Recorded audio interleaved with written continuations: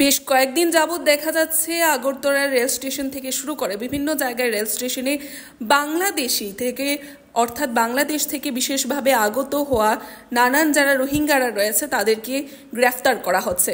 এবছর রেল পুলিশের মাধ্যমে কতজন বাংলাদেশি আটক করা হয়েছে, তার পাশাপাশি কতজন নেশা কারবারি আটক করা হয়েছে, বিস্তারিত জানালেন GRP deputy superintendent police Soumen সরকার।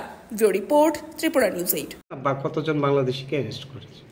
আচ্ছা, এই বছরে আমরা মোটামুটি আমাদের কাছে যে আপডেটেড রেকর্ড আছে, আমরা 2024 আপ টু 30 সেপ্টেম্বর, ঠিক আছে, 30 সেপ্টেম্বরের মধ্যে আমাদের আমাদের এনডিপিএস কেসটা আমি বলি, ঠিক আছে, এনডিপিএস কেসটা আমরা টোটাল 172 জনকে অ্যারেস্ট করেছি। এনডিপিএস কেসে নেশার বিরুদ্ধে যে অভিযানটা আমাদের, এগুলোর মধ্যে আমরা গাঁজা রিকভারি করেছি, সিজ করেছি 3254 কেজি, ঠিক আছে। তারপরে এগুলোর মধ্যে এটা ছাড়াও আনক্লেমড আছে, ঠিক আছে, আনক্লেমড আছে 1597 কেজি, এটা ইনক্লুডেড 3200 মধ্যে, এর মধ্যে আনক্লেমড আছে 1597 কেজি, ঠিক আছে। তারপর আমরা কফ সিরাপের রিকভারি আছে 8411 নাম্বার বোতল, ঠিক আছে। আর হিরোইন আছে 314 গ্রাম। তারপরে আছে আমাদের ট্যাবলেট আছে কিছু 17500 নোজ ট্যাবলেট, সেডেটিভ জাতীয় ট্যাবলেট আছে না, এগুলো আমরা রিকভারি করেছি। আর যদি আমি ধরে নিই বাংলাদেশের কেসের মধ্যে আমাদের এখানে এই 239 জনকে আমরা বাংলাদেশিকে আমরা অ্যারেস্ট করেছি, ঠিক আছে।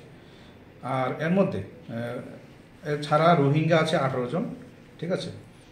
এই এর ইনভলভ এগুলো কেসের মধ্যে ইনভলভ আছে আমরা 54 জন ইন্ডিয়ান টাউট যারা হেল্প করে, হারবারিং করে, ওদেরকে বিভিন্ন সময় আশ্রয় দেয়, তাদেরকে আমরা 54 জনকে অ্যারেস্ট করেছি।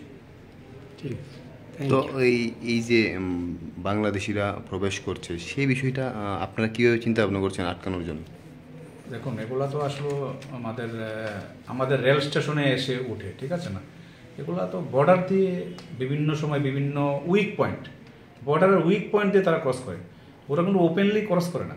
বিভিন্ন সময় তারা যে বর্ডারের বিভিন্ন জায়গাতে উইক পয়েন্ট আছে, জ্যাম লেগে গেছে, এইসব জায়গাতেই তো তারা ক্রস করে, রাত্রে বিভিন্ন সময়ে তারা ক্রস করে। এটা তো দেখুন, এটা অনেক রিসার্চের ব্যাপার, এগুলা করতে গেলে এগুলারই তো আমরা কিন্তু পুলিশ কিন্তু কাজ করছে, এগুলা ধরছে, রেলওয়েতে আসলে আমরাও ধরছি। স্যার আপনার? আমার নাম ডিওএসপি সৌমেন সরকার, জিআরপি।